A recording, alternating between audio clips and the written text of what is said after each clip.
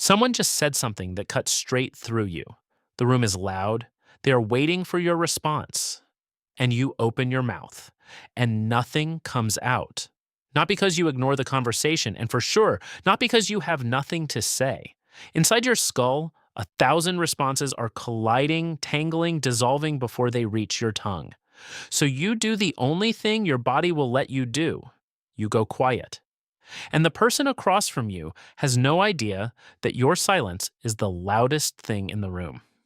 If you are someone who shuts down in the middle of an argument, if the words disappear the exact moment you need them most, if you have ever been told you are giving the silent treatment when the truth is you physically could not speak, welcome. You are not cold. You are not avoiding.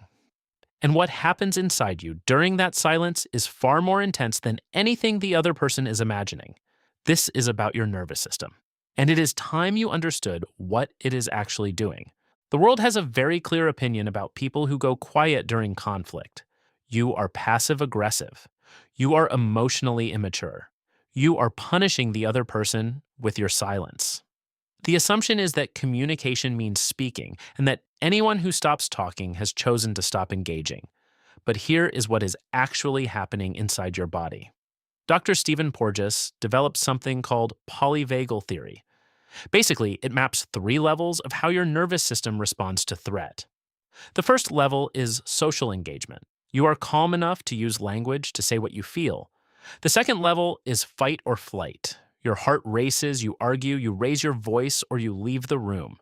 But when the emotional pain crosses a certain threshold, when your system decides that fighting will not work and running is not an option, it drops to a third level, dorsal vagal shutdown, a freeze state. Your heart rate drops, your muscles lock, and the part of your brain responsible for language, the prefrontal cortex, temporarily disconnects from your emotional centers. In simple terms, your words get locked inside. Not because you chose silence, because your biology chose it for you. And there is a specific reason your nervous system learned to do this. And it almost always traces back to one of 3 origins that most people have never been told about. We will get there. But first, here is the part that challenges something even quiet people believe about themselves. When you go quiet during conflict, your brain is not doing less. It is doing more. Neuroscientists have identified what happens during that silence as an overactivation of the default mode network, the system responsible for self-reflection, rumination, and predicting future outcomes. While the outside world sees stillness, your mind is running through thousands of micro calculations. Was it my fault? What did they mean by that? If I say this, will it make everything worse? You are not checked out. You are trapped in an analysis loop with no exit through language. Now, here is where it gets uncomfortable for you specifically. You probably think your silence protects the relationship, and in many cases, it does. Dr. Dan Siegel describes something called the window of tolerance, the emotional zone where you can still function and communicate. When pain pushes you outside that window, you know that whatever comes out of your mouth next will not be honest expression. It will be the harshest, most destructive thing you know how to say. So you hold it in. But here is the hard truth. The research also shows that chronic silence over time erodes trust just as effectively as the explosion you are trying to prevent. The other person does not hear protection, they hear rejection. And the gap between what you mean and what they receive gets wider every time. But wait, the reason you freeze goes much deeper. Remember the 3 origins I mentioned? Here is the first one: childhood wiring. No child is born choosing to hide their pain. Babies cry when they are hungry, toddlers scream when they are frustrated. Expression is the biological default. But psychologist John Bowlby, the founder of attachment theory, showed that how you handle pain as an adult mirrors how your earliest caregivers responded to your distress. If a child grows up in a home where crying is treated as annoying, where anger is punished, where sadness is ignored, their brain writes a brutal equation, showing vulnerability equals losing love equals danger. That child learns to swallow the storm. And decades later, in the middle of an argument with someone they love, the same program takes over. Disappearing is the safest option the nervous system knows. And this is where it gets really interesting. Because the second origin has nothing to do with childhood. Some people learn to freeze in adulthood through toxic relationships. Imagine you once loved someone who used your own words against you. Every time you tried to express a feeling, they twisted it.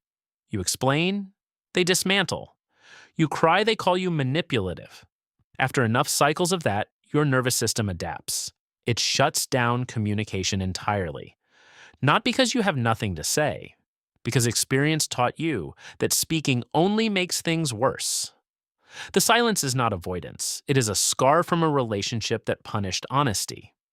And the next part explains why people who go quiet and people who need to talk it out can genuinely never seem to understand each other. Here is something that sounds contradictory, but is absolutely true.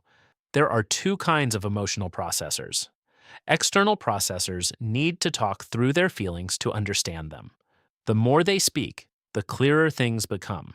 But internal processors, and that is you, work in the opposite direction. You need to sort everything inside before a single word can come out. Your brain during conflict is like a computer forced to open 100 tabs at once. It overloads. And if someone demands a response right now, the system crashes entirely. The silence is not stubbornness, it is a loading screen. Picture this. It is 11 at night. An argument has been building for an hour. The other person is pacing, asking you to say something, anything. And you are sitting completely still on the edge of the bed, staring at a point on the wall, because your entire body is working to keep you from saying the one thing that would shatter the room. That stillness is not apathy. It is every ounce of your energy holding the damage inside.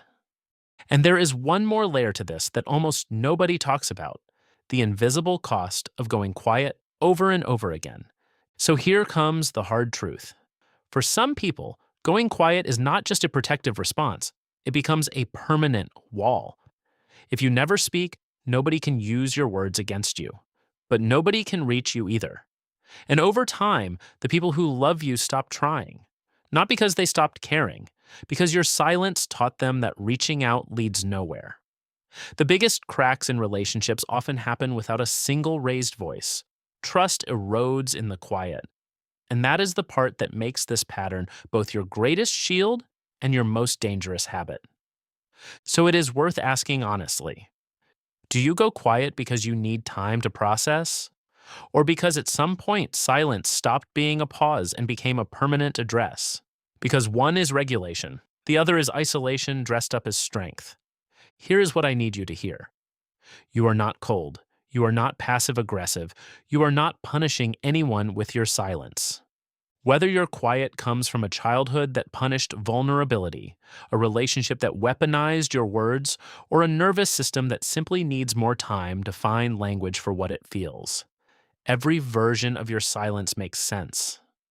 Every version has a logic, and none of them make you broken. Your silence is not empty. It is full of everything you are too careful to say. And in a world that rewards the loudest voice, being the one who pauses before speaking is not weakness. It is strength over noise, precision over impulse, protection over performance.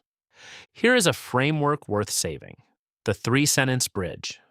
The next time you feel yourself shutting down, you do not have to explain everything. You just need one sentence. Try this. My mind is overwhelmed right now, and I cannot find the words yet. I need some time to sort through what I am feeling. I will come back when I can say it properly. 3 sentences. They do not solve the conflict, but they keep the door open. And an open door is the difference between a pause and a wall. The loudest people in the room are not always the bravest. Sometimes courage is the person who holds the storm inside to keep the people around them safe.